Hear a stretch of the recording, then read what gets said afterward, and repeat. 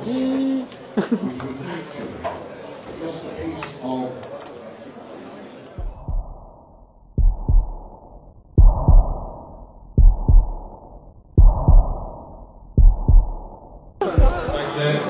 všetkých pekne vítam na premiére slovenského amatérskeho krátkometrážneho akčného hororu Miesto smrti.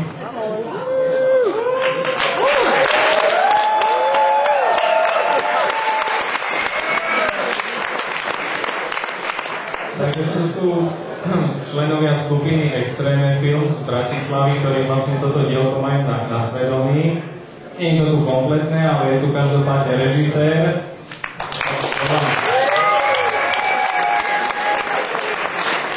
Potom je tu kameraman a odborný poradca Adrian Žižka. A je tu hlavný hrdina predstaviteľ a budúci idol dievčenských srdc.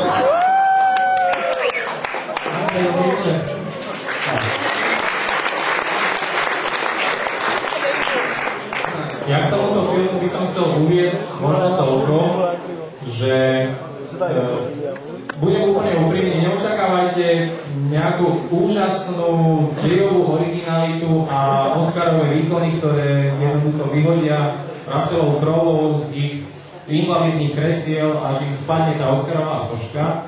Ja by som chcel upozorniť, že v podstate ide v tomto prípade o takú ukážku, že čo sa dá z technického pohľadu urobiť pri minimálnom rozpočte, ktorý je možno nejakých 10-15 tisíc korún.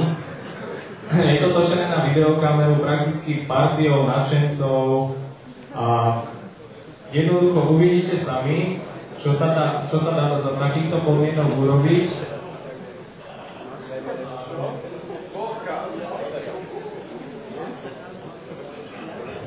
Ja by som chcel hlavne poďakovať organizátorom Stockholmu za tú ich veľkú odvahu, že nám to som dovolili reprezentovať na veľkom plátne. A dúfam, že tento náš film, také nesmielne konštatovanie, prebudí aj niektorých z vás, aspoň takú nejakú tuhu niečo natočiť a ten pomalý perfektný stav slovenskej kinematografie trochu dvihnúť vyššie, hej? Takže asi tak.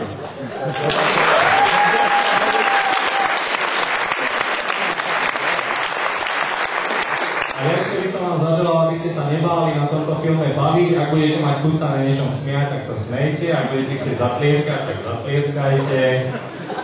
Keď sa budete chcieť pozerať, poprosím, žiadne vajíčka, ani podobné veci. A ešte by som chcel dodať, že my sme mali pri tomto natáčaní veľkú zábavu, takže dúfam, že budete mať rovnako aj vy tú zábavu, hej? Takže asi len toľko, že zabavte sa a urobte si svoj vlastný názor.